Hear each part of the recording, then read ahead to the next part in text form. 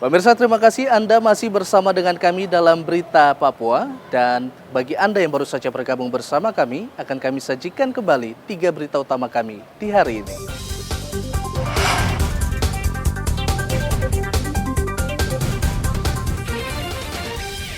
Polda Papua umumkan 106 DPO pelaku teror penembakan di Papua. Polisi di Manokwari kesulitan menangkap penembak warga di Kampung Mandopi, Manokwari, 23 November tahun lalu.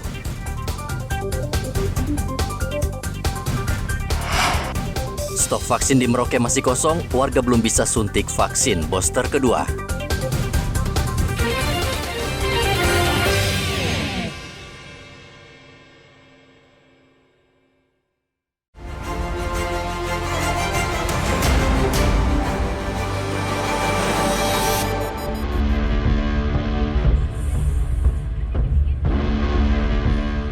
Warga di Jalan Selatwangi, Kota Sorong digemparkan dengan penemuan sosok mayat bayi yang ditemukan mengapung di bawah rumah panggung yang berdiri di pinggir pantai. Mayat bayi ditemukan seorang warga yang saat itu sedang melintas di Jalan Selatwangi. Mayat terbungkus plastik dan mengapung. Warga kemudian mengambil bungkusan tersebut dan terkejut ketika mendapati bayi mungil laki-laki dengan tubuh yang sudah membiru. Diduga bayi tersebut merupakan hasil hubungan gelap, lalu sengaja dibuang sang ibu atau kedua orang tuanya.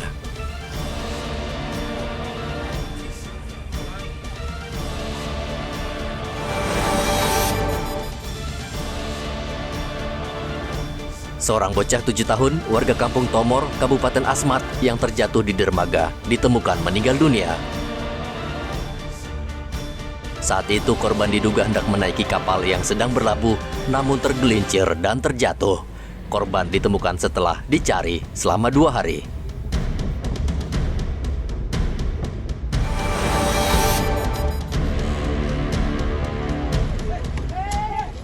Tiga polisi dan 1 tentara terseret arus kencang Sungai Digul di Kabupaten Pegunungan Bintang, Provinsi Papua Pegunungan.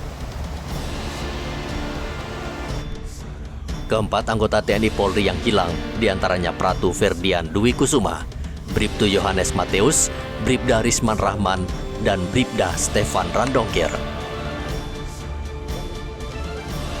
Saat kejadian, rombongan Kapolres Pegunungan Bintang bersama Dansatgas Pamwil RI PNG, Yonif 143, hendak meninjau personel TNI yang bertugas di distrik Iwur. Saat menyeberang jembatan gantung, tali jembatan putus dan mengakibatkan sejumlah personel terjatuh ke Sungai Digul.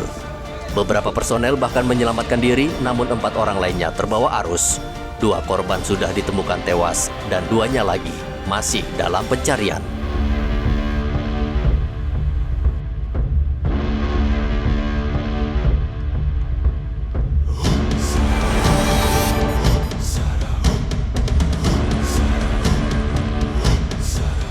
Polisi menangkap 2 pelaku pencurian kendaraan bermotor di Sentani. Dari hasil pemeriksaan, kedua pelaku sudah beberapa kali beraksi mencuri sepeda motor di berbagai lokasi.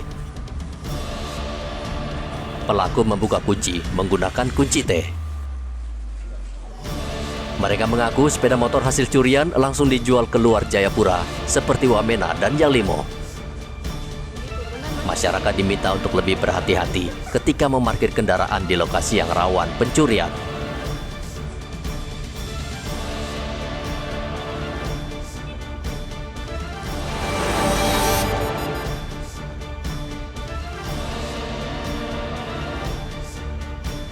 Kejaksaan Tinggi Papua menetapkan pelaksana tugas Bupati Mimika Johannes Retop dan Direktur Asian Air Silvi Herawati sebagai tersangka dalam dugaan kasus korupsi pengadaan 1 pesawat dan helikopter di Dinas Perhubungan Mimika tahun anggaran 2015. Dari hasil audit independen terungkap kerugian negara sekitar 43 miliar rupiah dari proyek pengadaan pesawat jenis karavan dan helikopter. Dalam kasus tersebut, Johannes Retop yang saat itu menjabat sebagai Kepala Dinas Perhubungan tidak melakukan proses pelelangan sesuai ketentuan. Kedua tersangka hingga kini belum ditahan karena dinilai kooperatif. Para tersangka dijerat pasal 2 dan 3 Undang-Undang Nomor 31 Tahun 1999 tentang pemberantasan korupsi dengan ancaman hukuman maksimal penjara 20 tahun.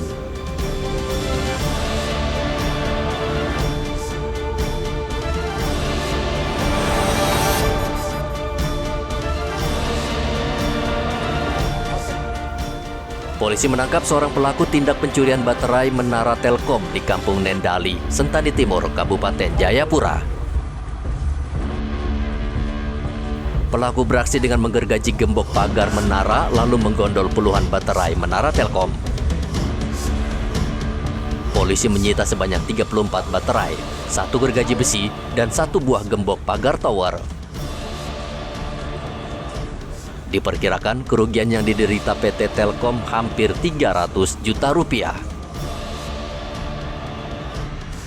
Pelaku kasus pencurian baterai menara Telkom di Nendali, Sentani Timur, Kabupaten Jayapura dilakukan dengan cara profesional. Setelah merusak gembok pagar dengan gergaji, pelaku lalu mengganti gembok dengan yang baru sehingga tidak mencurigakan.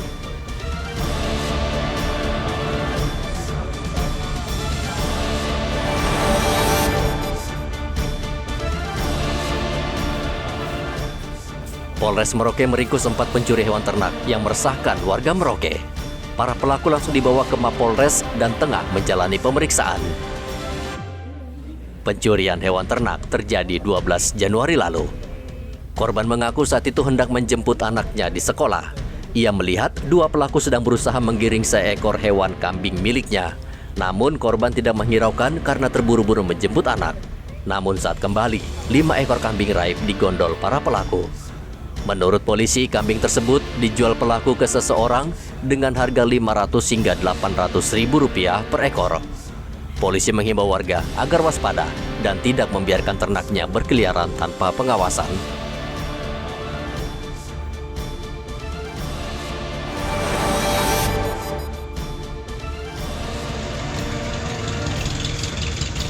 Jalan Mayor Wiratno yang merupakan jalan utama di kota Merauke hingga saat ini kondisinya rusak parah. Selama bertahun-tahun jalan penting ini berlubang dan tergenang air saat musim hujan. Pengendara sejak lama mengeluhkan hal ini, namun pemerintah daerah seolah menutup telinga dan membiarkan kondisi jalan rusak hingga membahayakan pengendara. Jalan Wiratno merupakan jalan strategis karena di jalan ini berdiri instansi penting pemerintah seperti Pertamina, kantor Perum Bulog, dan kantor Disnaker, sehingga setiap hari lalu lintas di jalan ini padat dengan kendaraan.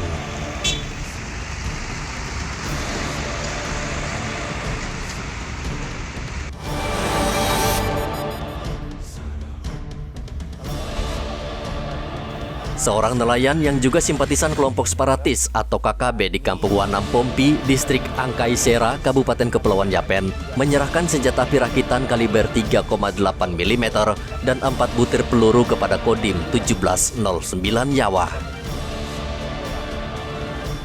Pria itu kembali ke pangkuan NKRI dan mengakui Papua bagian yang tidak terpisahkan dari Negara Kesatuan Republik Indonesia. Simpatisan KKB ini sebelumnya menjadi anggota KKB pimpinan Erik Manitori yang meninggal dunia tahun 2015 silam. Dandim juga menghimbau kepada anggota dan simpatisan KKB yang hidup di hutan agar menyerahkan diri dan kembali ke pangkuan NKRI.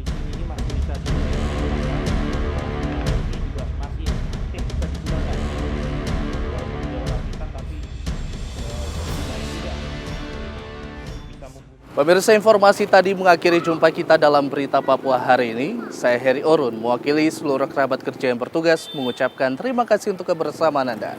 Selamat pagi, selamat beraktivitas, dan Wanyambe.